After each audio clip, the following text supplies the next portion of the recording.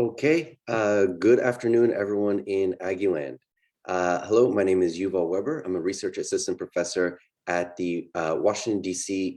Teaching site of the George H.W. Bush School of Government and Public Service. We have a great event for you today on what's next for the future of Ukraine. Joining me for this panel at the current moment, but we'll be joined by one more, is a very distinguished panel. We have Ambassador Larry Napper. Say hello, Larry. We have Professor Raymond Robertson, and soon enough, Professor Andrew Natsios will be joining us as well. So obviously, we're here to discuss what is the ongoing conflict in Ukraine. And to begin with, what I wanted to do is just briefly share a screen to show all of you who are watching at home, what are the Russian war advances, so that we have a basic idea of basically how far the Russians have gone in. So obviously, we're going to talk on a number of different topics today. The diplomatic background of this struggle, what are the effects of the current global economy, as well as to the US economy. We'll talk about the ideology of President Putin and what US government officials might be thinking about as they game through what are the scenarios going forward. But we can also start with what's happened so far in the last couple of days. And in that, starting 2 days ago, and here, let me see if I can efficiently share my screen. What we have is a map here of Ukraine, and I'm sure some of you will be looking a bit more closely at your computer screen than you may be comfortable with. But what we can see is the invasion of Ukraine, or the reinvasion, as we can say, from several different directions. At this point, it is clear that Russia has maximalist war aims, and this includes the sack of the government in Kiev, and perhaps even the occupation and partition of the country. So in the north of the country, those little arrows, the ones in the center, those are the Russian advances towards the capital, Kiev. And what has happened over the first day of fighting is that Russian forces have broken with their traditional doctrine of advancing in relatively concentrated group formations on relatively few axes, in which they concentrate mass fires in order to have aerial bombardment and long-range fires in order to dominate the airspace above the adversary. Instead, they've invaded simultaneously from several different directions. From the northeast towards the major city of Kharkiv. They've gone from the Lugansk and Donetsk People's Republics in the east of the country, which is denoted in that red, towards the line of control there. And they've gone north from Crimea. And just as of today, US defense officials have announced that the Russians have made an amphibious landing to the west of Mariupol. And the intent for that is to take over the southern reaches of the Dnieper River, to take the cities of Mariupol, Kherson, and then to prepare for an attack on Odessa. It is also worth mentioning that Moldova, which is to the west of Odessa, has declared a state of emergency. So that's basically where it is right now. The war has started in earnest. The Russians are going all in at this point. The diplomatic solutions do not seem to be present. Now, the larger context for this war, before I go on to the other panel members, is to articulate what is Russia's grand strategy. We could go on this for quite a long time, and I teach an entire course on it, as does Ambassador Napper, but suffice it to say, this is about the status of Russia in Europe and in the world. From the collapse of the Soviet Union, the end of the Cold War in 1989, the collapse of the Soviet Union in 1991, helped lock in an entire generation of relatively weak Russian power and power projection into Europe and across the world. And since Vladimir Putin has been in office, really since the end of the 1990s, but more or less officially for the last 22 years, he has made making Russia a great power once more the central aim of his time in office. Unfortunately, there's no certificate that you can get from that in international relations. So the way the Russian foreign policy elite has formulated this, and President Putin has formulated this, and I also lived in Russia for 4 years, so I basically heard this all day, every day. I could probably give this part of the talk in Russian, is that the way they think about great powerness is to identify what a great power wants and then stop it. So once they have convinced themselves that America, NATO, the Western interest in Ukraine is to make Ukraine part of the Western order And this is primarily proxied by membership into the European Union, first and foremost, followed by things such as NATO admission. Even though NATO admission is not on the agenda for the next generation, the clear fear of Russia is that it wants something out of Ukraine, the West wants something else, and if it can't stop the West, then Russia's pretensions of being a great power will be unfulfilled, unrecognized for the indefinite future. And so that's why they've made Ukraine the great power battlefield. In order to stop the West, they need to do something dramatic. So they've given Ukraine three different options.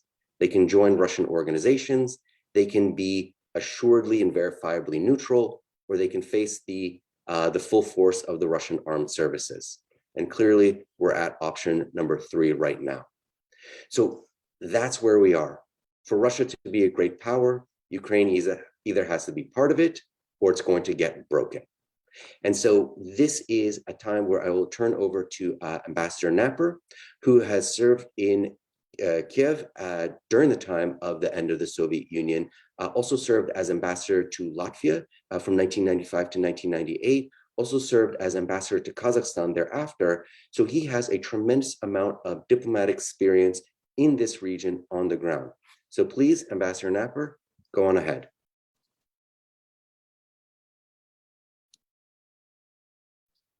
Yuval, thank you very much for that terrific overview of Russian grand strategy. You know, we're sometimes asked, well, why should we care? Why should we care about Ukraine?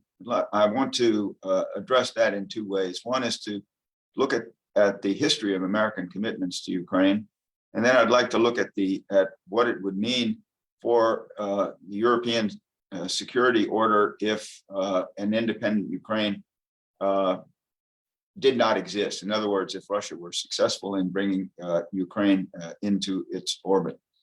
First, on a little bit of the history. We have 30 years, the United States has 30 years of commitments to Ukraine in various forms, extending Ukraine's security assurances for its territorial integrity, its independence, and its freedom to choose its relationships and alliances. This goes all the way back to the breakup of the Soviet Union. I was in Kiev on the night of December 1st, 1991, when the Ukrainian people voted overwhelmingly to ratify the earlier decision by their parliament to withdraw from the Soviet Union. This was what brought about the final collapse of the Soviet Union, and we extended diplomatic relations, diplomatic recognition to Ukraine, to Russia, and to the other states that emerged from the breakup of the Soviet Union on the basis that their independence, their territorial integrity, and their sovereignty would be respected. Then another major problem immediately emerged because substantial parts of the Soviet nuclear arsenal were located on the territories of Ukraine, Belarus, and Kazakhstan after the breakup of the Soviet Union. Nobody at the time, at least nobody in the United States, nobody in the Bush administration, and later in the Clinton administration, wanted to have a situation in which we went from one nuclear power in post-Soviet space to 4.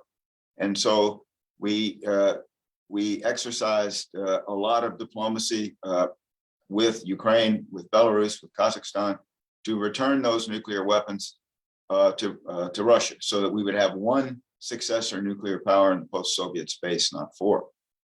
This was a very important security objective of ours, to keep those nuclear weapons, which were, after all, trained on the United States, under safe and secure command and control. So in exchange for that, we negotiated again sets of security assurances for Ukraine, under which they would return the weapons to Russia and receive security assurances, not only from the United States, but also from Russia and from other countries in the region for their independence, their security, and their sovereignty. In other words, they they had made a statesmanlike decision to give up what might have been considered the ultimate deterrent, a nuclear deterrent, in exchange for these security assurances. So that's a couple of examples of the kinds of commitments that we have made to Ukraine over the past 30 years. These are not alliance commitments. They are not the kind of Article 5 commitments in the NATO treaty, but they are, solemn commitments by the United States to Ukraine's sovereignty and its territorial integrity and its independence. And so it is my view that these commitments are at stake right now as we consider the impacts and effects of this Russian invasion. The other thing that I would like to point out is that if Ukraine were to come under Russian domination, and Belarus to the north of Ukraine essentially having already come under Russian domination, then this would bring Russian power all the way to the eastern flank of NATO. All of a sudden, we would have a security situation where the Russian power would be on the borders of our NATO allies in the Baltic nations, Estonia, Latvia, and Lithuania, Poland, Romania, and Slovakia.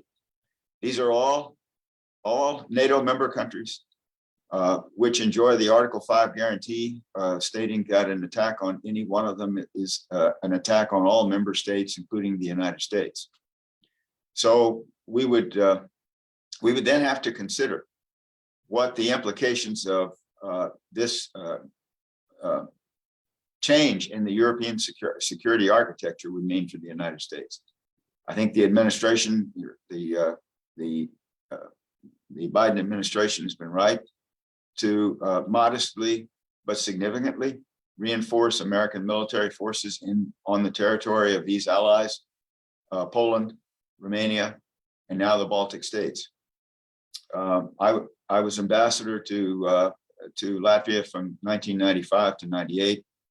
We worked very hard. They worked very hard in those days. The government of Latvia, to prepare themselves for membership in NATO and the European Union.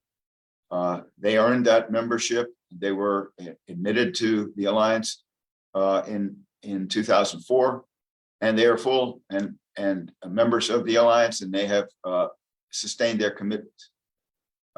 Baltic and Polish, Romanian forces have been shoulder to shoulder with the United States in places like Iraq and Afghanistan. The Baltic states and Poland have met their NATO commitments to spend at least 2% of their GDP on defense, and so they're full-fledged members of the alliance, and they deserve the benefit of the security guarantee that comes to all members. I'm going to stop there, and we'll move on. Great, thank you, Larry. And that's a good place to stop, because once we're now starting to consider what are second and even third order effects, I think this is a great time to go to Professor Robertson, an expert in the international economy. Now, obviously, Russia has about 3% of the international GDP, but is overrepresented in a number of commodities, oil, gas being the most famous, but also thinking about timber, diamonds, grain, palladium, which is in a lot of industrial goods, potash, etc. So what can we expect in terms of the international economy and the effect to American businesses as well? Yeah, thank you very much, Yuval, for the introduction, and welcome to howdy to everybody in the audience. I would like to start with the same question that Ambassador Knapper raised, which was, why should we care? And I think you've said, not only is this the most significant military activity that we've seen in Europe for obviously decades, but also the ramifications for the global economy are potentially very significant. And they're potentially significant for two main reasons. One is supply chain disruptions, talking about some of the commodities and products that you just mentioned. And secondly, because of the US response has been mainly focused on financial sanctions that would directly affect the country. So just to give those of you who aren't as familiar with where we're at right now in the economy, and especially in the US, although the US economy is doing pretty well, I mean, unemployment's at 4%, which is a pretty low rate overall historically, it had been rising over the previous month. So we have a slightly rising unemployment, but the most significant concern right now is inflation. Inflation is on the minds, according to some polls, of 9 out of 10 Americans, and significant commodity disruptions, particularly in global supply chains, have contributed a great deal already to inflation. This current activity in Europe suggests that there will be even more significant supply chains. As you just mentioned, I mean, Russia and Ukraine together provide 25% of the world's wheat production, and Russia's providing 35% of the European Union supply of natural gas, as well as having the largest natural gas company in the world. So obviously these types of commodities are going to lead to disruptions, especially on the energy side. So if you look at oil prices in the commodity markets, they've already jumped. So oil prices jumped up over $100 a barrel, reaching 105 for Brent crude, settled at 99, but analysts are expecting that those oil prices will stay over $100 a barrel. And even West Texas Intermediate is up into the upper 90s. So this is actually really significant because when we see increases in these oil prices, that translates to higher gas prices, which then leads to higher inflation domestically. So all Americans have a very real vested interest, not only in freedom in Europe broadly, and the threat of Russia more broadly, but also specifically in their pocketbooks. And so I'm looking forward to discussing this in more detail as people would want to raise questions. So thank you very much. So great. So thank you, Ray. And so let me just, if we can sort of, maybe flag a few ideas about, or maybe thoughts about sanctions before we go to the questions later. So the things that President Biden, the Europeans, the British have sanctioned already, these include blocking the major retail banks in Russia. These include the prohibition on exports of semiconductor technologies. A lot of things that, in the larger sense, will help prevent Russia from growing as a modern economy into the future. So one question that maybe we want to ask and think about is, what are potential sanctions that can, in effect, help change the calculus for President Putin without necessarily escalating into further into potential conflict between the West and Russia?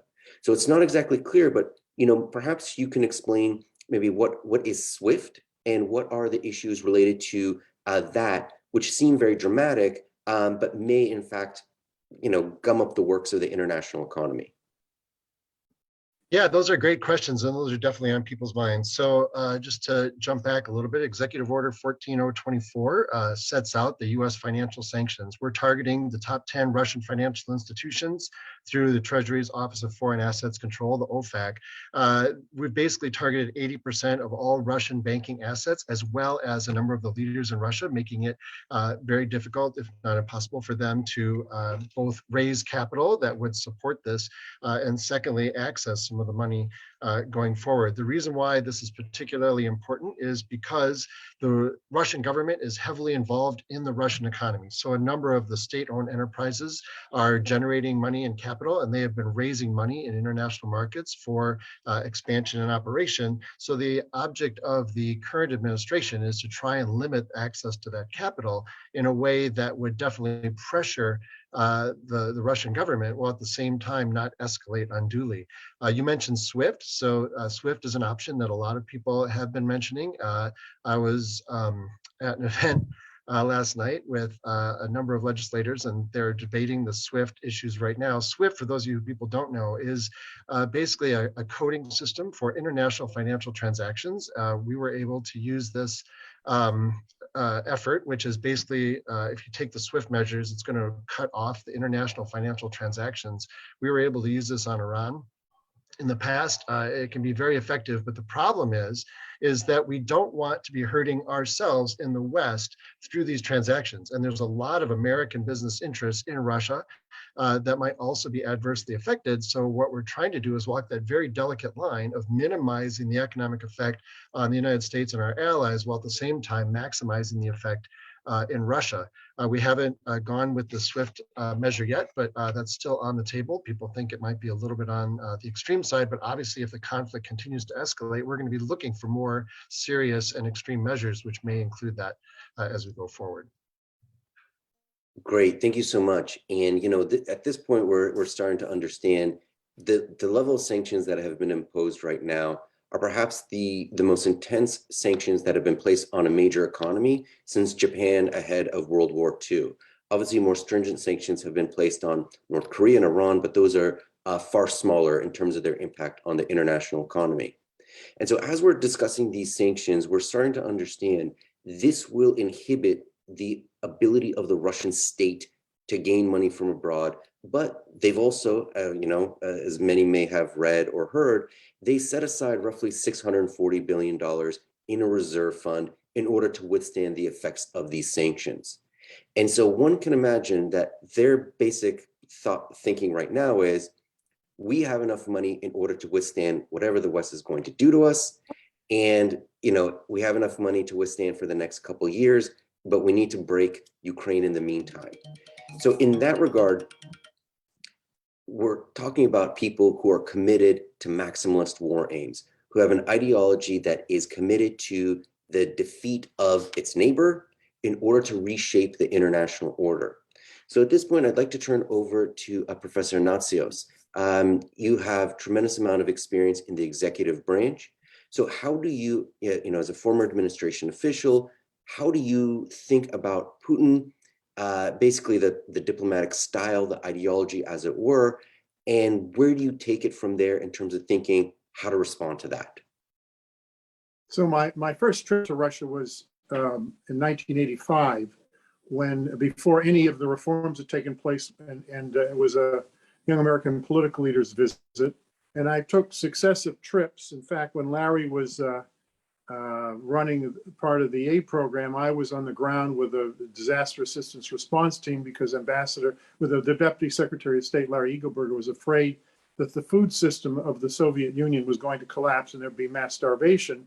And he said, your job, because I was responsible for the Food for Peace program and the emergency programs of aid, you need to make sure people didn't die if the systems collapsed. And so we sent teams in 1990 to find out the condition of the Russian food system and we sent in a lot of food to make sure that it didn't collapse. And in fact, I think the only extant study of the Russian food system and how it worked was done by this office that I ran in those days. And then when I was the aid administrator, the head of USAID, I went to Russia several times. My last trip was December of 2005. And each time I went in the 90s and later, I could see an evolution of Russian society. But then in 2005, I could see the repression beginning. And my friends tell me now that it is a full dictatorship. Putin does not allow any serious opponent on the ballot. His cronies have assassinated some of his political opponents.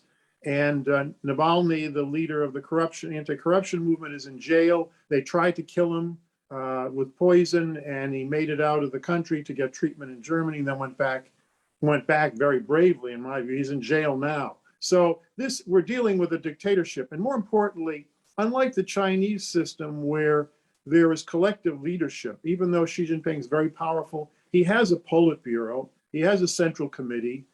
Putin really there's no governing structure in the sense there was in the Soviet Union. The Soviets were, after Stalin, wanted to make sure that no one person could make all the decisions. And in fact, that's what's happening now. And that's very dangerous because there's no constraints on Putin. The Atlantic Council reports are saying that he rotates the successor KGB generals and the council of KGB generals. It's not called the KGB anymore, it's the secret police. But he rotates them every 6 months because he's afraid of a coup. That's the argument they've made in their studies. My own view is that the Russian state now is not a return to Marxism at all. It's in fact a neo-fascist state. And I use that term very carefully. I think people bandy around the term fascism all the time. They don't even know what it means. In 1922, a man named Ivan Ilyin went into exile from Russia because he hated the Bolsheviks so much. He went to Switzerland, spent the rest of his life there. He died in 1954.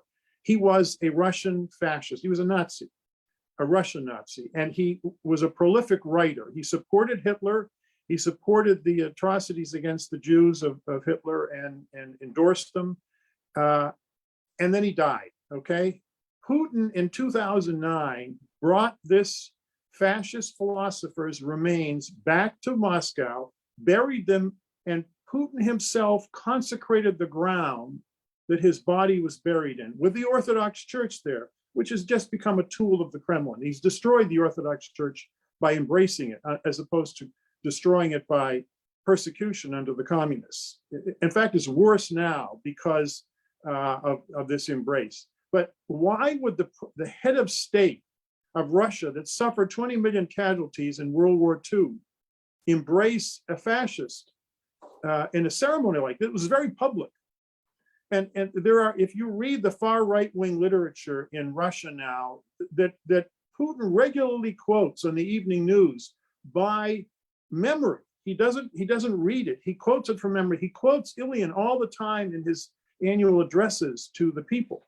So I think we're dealing with, some people think he has no ideology. Anne Applebaum, in a set of essays we published in 2018, says Putin has no ideologies. He just moves with the wind. He's just interested in power. I actually don't think that's true. I think we're seeing the real Putin up front. We're seeing a neo-fascist regime with expansionary goals that are trying to destroy the existing international order. And one thing he wants is very clear in his writing and his statements. He wants revenge. He thought that there was this terrible conspiracy to destroy Russia. Now, were we during the Cold War adversaries of communism? We were, but not of the Russian people. Why would have I gone in at the orders of the Deputy Secretary of State to make sure no one went hungry in Russia when the Soviet Union was collapsing if we didn't care about the Russian people? After the Second World War, there was mass starvation in Russia. We went again in with Herbert Hoover went in under the instructions from Truman and before that Roosevelt to avoid mass starvation in Russia because of the war. So it's pretty clear to me that Putin has rewritten history. We spent billions of dollars in aid programs after the collapse of the Soviet Union to help the Russian economy and Russian society be introduced to the global economy and to integrate themselves. Why would we have done that if we were enemies of Russia? We did it because we genuinely wanted Russia to benefit from the international system. This conspiracy of enemies around him is delusional. I don't know. No, Andrew, I'll ask you this question first, and then we'll go to the others.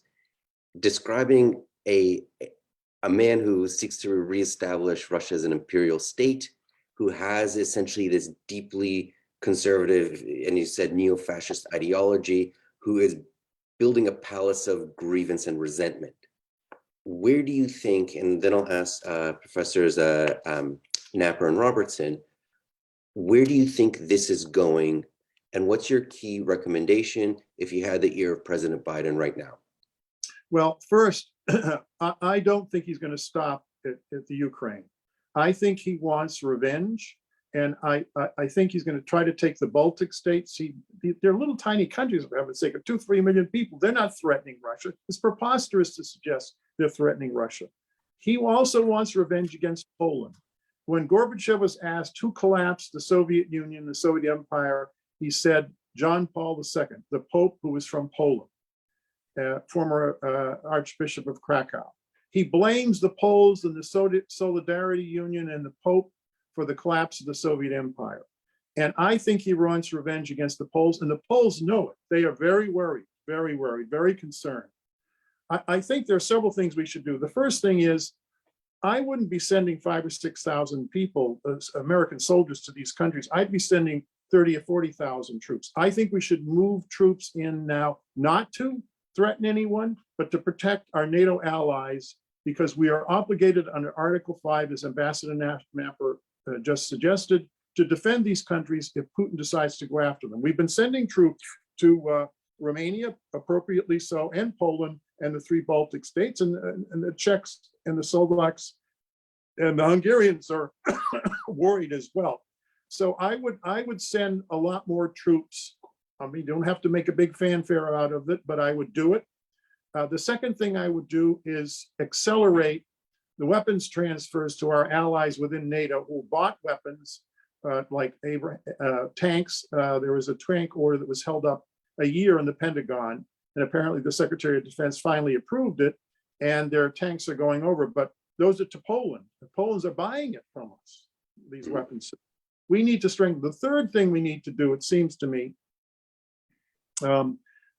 it is to make clear over and over and over again what the red line is, so that there's no ambiguity at all as to what's going to happen if the Russians try to take any NATO country.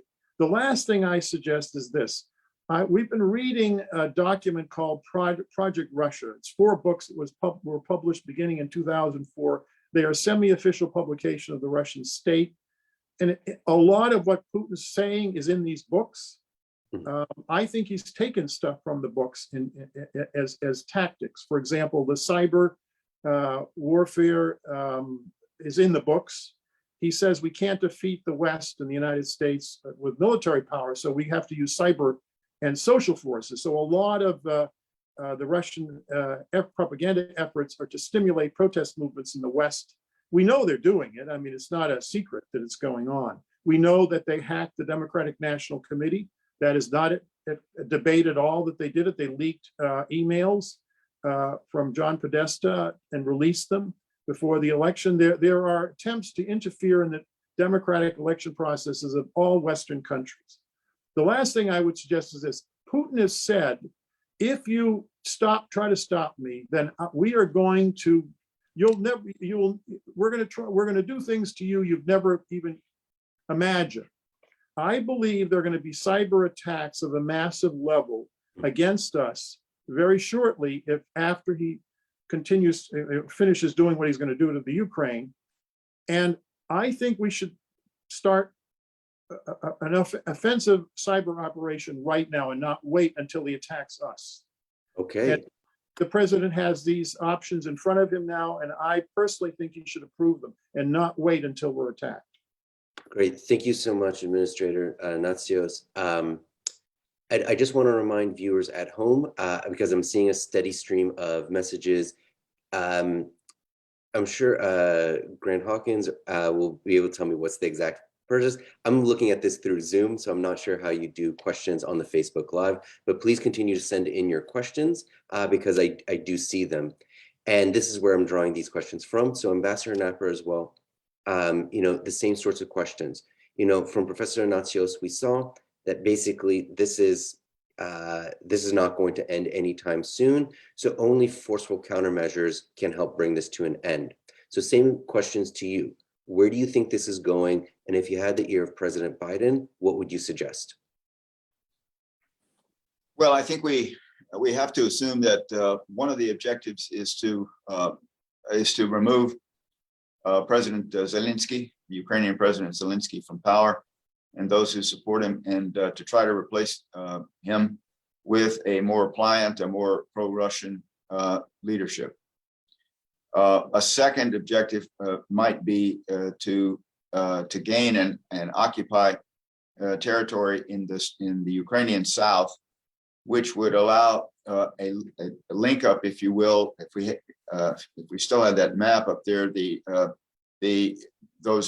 occupied territories in currently occupied territories in eastern Ukraine, and the Crimean Peninsula. In other words, a band of territory across southern Ukraine, which would create an effective land bridge to the Crimean Peninsula, which the Russians seized in 2014. If I were talking with President President Biden, I would say, look, the most important thing that we can do, the greatest leverage we get, is to be in lockstep and sync with our allies, both in the transatlantic space, NATO, the European Union, also with our Asian allies, and indeed with the entire international community. And it's been very heartening to me to see how much has been done by so many countries around the world. And most of that has been orchestrated in consultation with the United States. So I think whatever measures we take going forward, we will need to continue that very deep and very sustained consultation and joint action. Okay.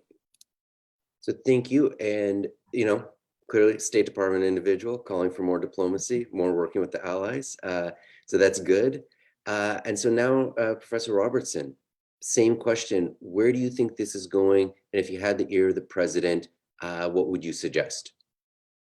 Sure. I think it's very clear that, as Professor Natsios pointed out, that the intentions of Putin are basically relentless. I think it's very unlikely that he expects to stop anytime soon. So we do need to have a very strong response. I agree with the recommendations of both Professor Napper and Professor Natsios, but I'd also like to add two more things. Number one is obviously we want to continue the pressure on the financial side and the sanctions side as much as possible. But the other thing is we might want to consider two other measures, which is using this as an opportunity to do an overture to China. The fact that China provides an alternative for Russia, especially in face of financial sanctions, creates a real problem for us, especially if we're not imposing secondary sanctions at this level. Secondly, the other thing I think that's very important is that we're going to have to build up a consensus within the United States of America. Right now, there's some people are out there on some sides applauding the measures of Putin and showing admiration. And I think that both Democrats and Republicans need to get together and realize that this is a very serious threat, not only to the Ukraine, but to the United States, as we stated in 2014, when the last time we had this crisis, and also to the peaceful world order. And this is a very serious threat and is not something that we should be taking lightly at all. And we need to unify together as Americans in our response. No, so great. So thank you. And I think, in this realm, I think I mentioned at the top of the hour, Moldova, which is directly to the west of Ukraine, has also declared a state of emergency, given that they have their own frozen conflict.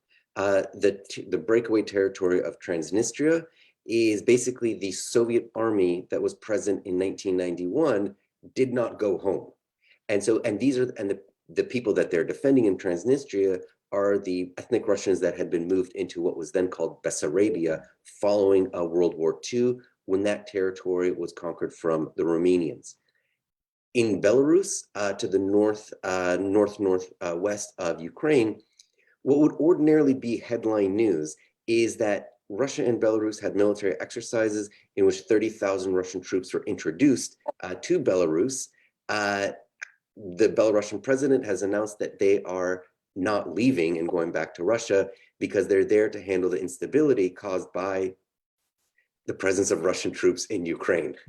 So in that sense, and then President Lukashenko, the leader of Belarus, who had his own difficulties with democratic opposition and almost lost power, and has clearly called in the Russian troops in order to remain in power, has also said that he is open to and is willing to accept, as at a moment's notice, the introduction of nuclear weapons to the territory of Belarus.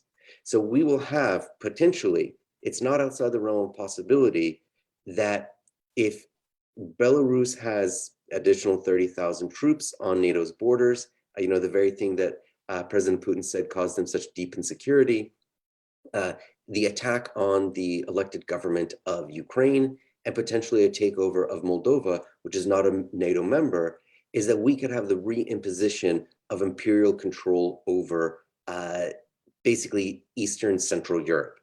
And that could be to the extent of, not like the Soviet Union, in which Moscow ruled all these places directly, but in effect, these areas becoming places where sovereignty is not fully exercised, where they cannot pursue foreign and domestic policies that run afoul of Moscow's interests. And it's also worth repeating for maybe the people at home who have been following all day, is that today directly Russia threatened Finland and Sweden from joining NATO, which is apparently now a possibility, and said that if these countries join, and of course Finland used to be part of the Russian Empire until 1917, and this was one of the demands that the Russians had to NATO, that it cannot accept any new members, and this included Finland and Sweden, is that Russia will take the countermeasures to prevent any further expansion of NATO, including into Finland and Sweden. So we're really talking about big issues at this point. So this is an example though of how Russian behavior of this kind, threatening, bullying behavior, it rallies people in the alliance. This is the reason why there's interest now in Finland and Sweden in joining the alliance, because they're trying to protect themselves against precisely this eventuality. Yes, this entire thing has been clearly the best advertisement for NATO, is basically, if you're not in NATO and you don't have nuclear weapons, you are alone in this world, ostensibly. So in this, I wanted to ask a question from the audience here, which is, in effect, what are the lessons that US policymakers can take from this? And essentially, when you're thinking about what happens next, what does the international order look like after this? And we had another question that I'll try to fold in is, what are the lessons that US policymakers can take from this? What do you think the international order will look like? And how does this influence what you believe China will take as an example of US resolve or not when it comes to its own territorial aspirations towards forcibly retaking Taiwan? So again, let me sort of like wrap it up. Let me ask Professor Natsios. We have plenty of time, but we'll try to keep 3 big questions to 3 short answers. Sure. I think we should understand that this is not just in Europe. The Russians are active. The Wagner Group is a group of Russian mercenaries, they're an extension of the Russian government. And they've now taken over the defense of Mali from the Islamic insurgents, because the French left and went back home, the French soldiers that were protecting the capital. And the Wagner Group was also in Central African Republic. So we see in a bunch of African countries below the Sahara Desert, a aggressive Russian, and by the way, the Wagner has no respect for human rights. They kill anyone who gets in the way. They're completely ruthless. They don't follow any of the international conventions in war. And they're certainly not peacekeeping troops. They're very aggressive troops and very brutal.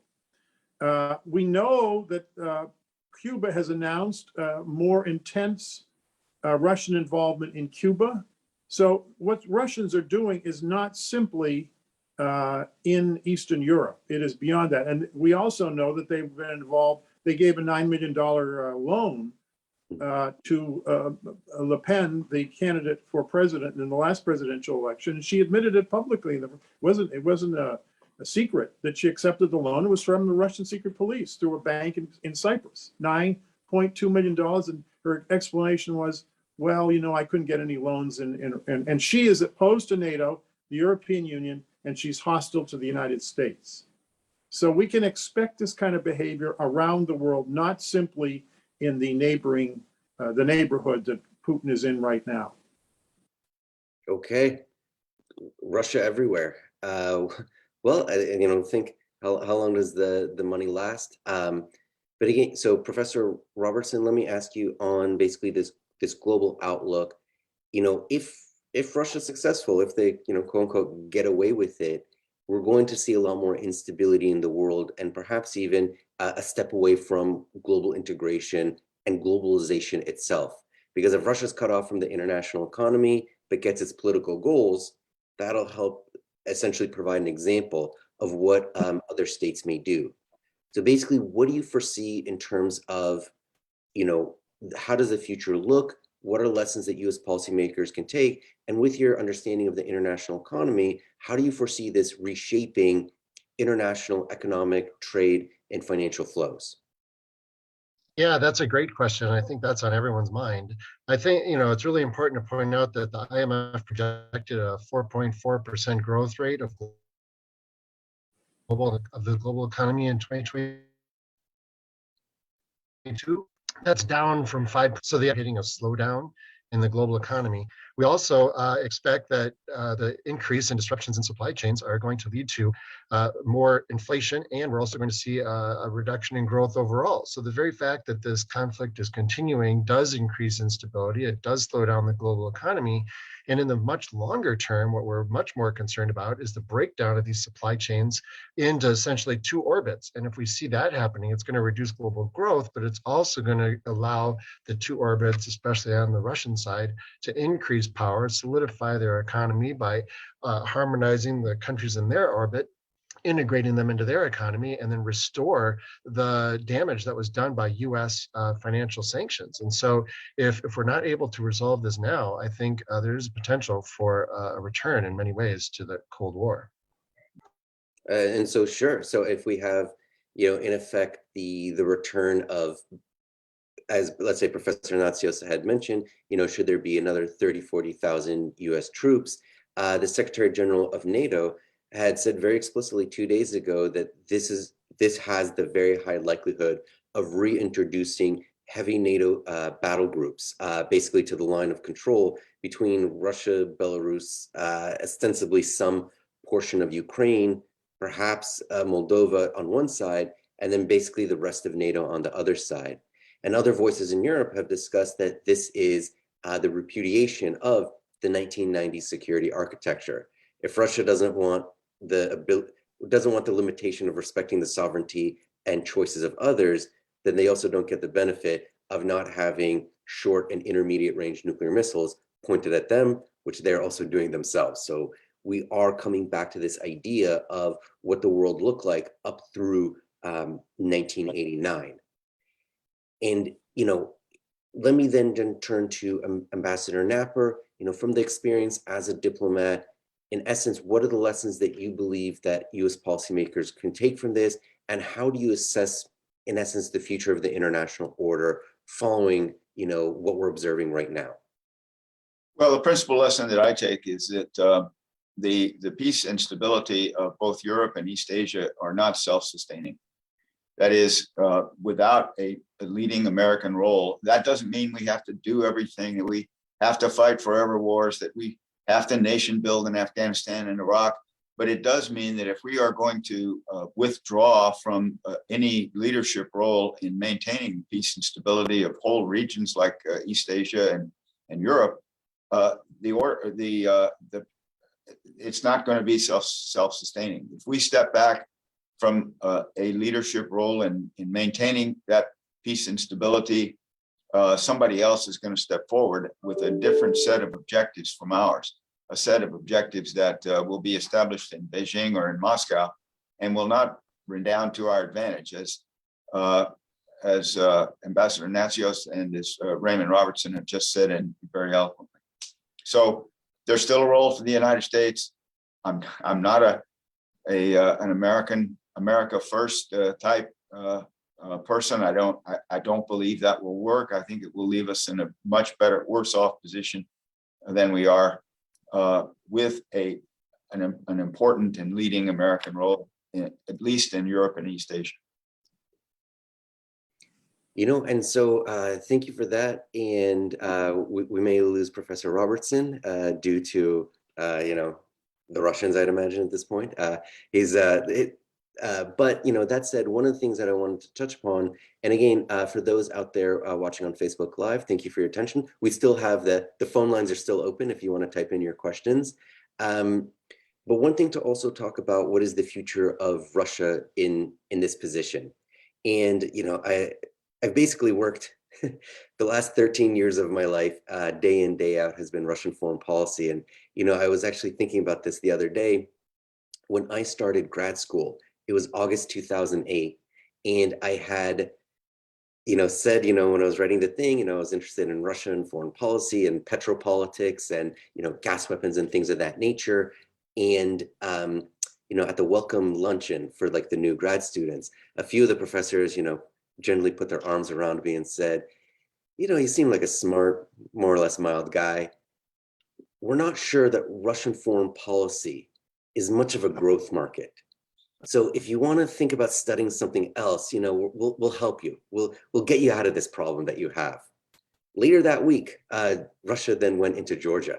And so I felt that this is, the monkey paw of my entire existence is, having studied it for so many years, loved it for so many years, it keeps hurting other people and just makes me feel worse all the time.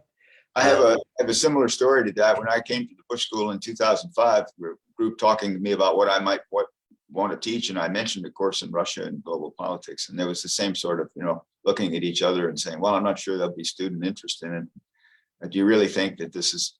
And well, I needless to say, I don't get that question anymore. So so thank you. Yeah. So in this sense, we have President Putin, who recently changed the Russian constitution. There was a sort of the fig leaf of having a referendum, but people were threatened with losing their job or their place in the university if they didn't go out and vote. And so in this sense, what we can see in terms of Russia going forward is that the entire future has been mortgaged or sold off or what have you in order to support the present. And as we were discussing, what are potential countermeasures? Professor Natsios talked about, this could be 40,000 US troops. This could be a restoration of basically the Cold War standoff, which is something that, Putin could then say, look, I told you all the time, NATO was after me. Of course, purposefully subverting cause and effect. We can talk, as Ambassador Napper did, about Russia's diplomatic isolation outside of China and, a few friends like Central African Republic, Venezuela, Cuba. There's not going to be much support out there in the world. And of course, the economic effects on Russia is, as Professor Robertson was describing, this is going to cut off the ability of Russia to gain money from abroad. We haven't yet got to the point of the real sort of red line in Russia's economy, which is being cut off from SWIFT, which is the ability to basically just manage the day-to-day interaction between firms in the world, which is, they can still call each other, they can still send cash or, whatever else, but in effect, cutting off or sanctioning Russia's oil and gas exports. That's basically where most of the money comes from. And Russia currently earns, in terms of revenues, $600 million a day. So we had at Bush School, DC, we had a senior administration official come by maybe 2-3 weeks ago to attend an event by Professor Will Norris, also of the department. And I asked the senior administration official who had been in government in 2014, what do you foresee, having been in government, having worked on sanctions in 2014, what was your theory of sanctions then? What is your theory of sanctions now? And he said, you know what, I and the people around me, we weren't specifically Russia people, but we were sanctions people. We had had experience with Iran. We'd had experience with North Korea. So we basically put that onto the Russian case. And so, of course, he understood when he was going further in his talk that in autocratic states such as Russia's, in effect, people have their wealth, people have their privileges by their proximity to the president, and the proximity to the president is guaranteed by their loyalty, saying nothing about foreign policy, just going along to get along.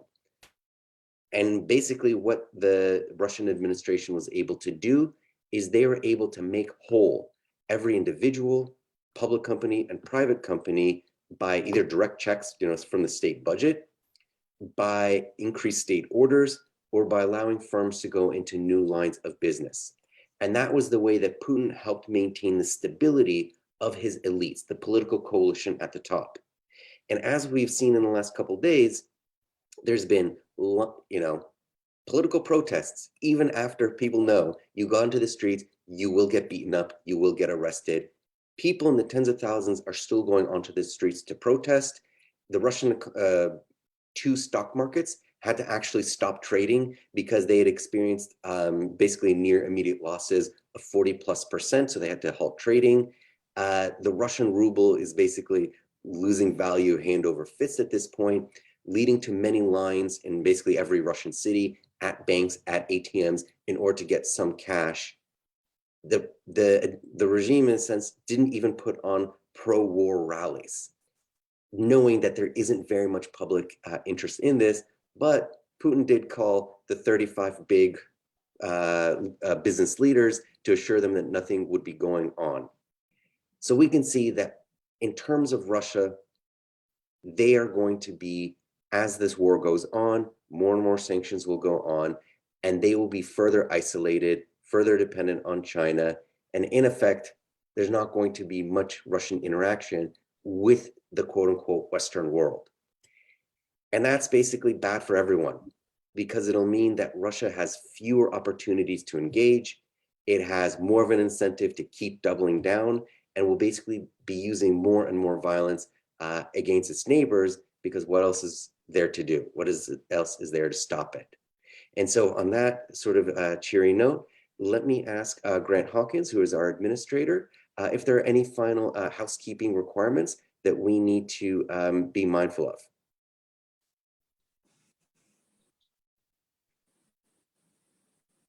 So in that regard, I'm not hearing much, but for all the Facebook Live viewers, I wanted to thank you, and on behalf of my fellow panelists, again, we have Ambassador Larry Napper, Professor Raymond Robertson, and Professor Andrew Natsios. My name is Yuval Weber. We're coming to you from Washington, from College Station, and wherever Professor Robertson is at the moment.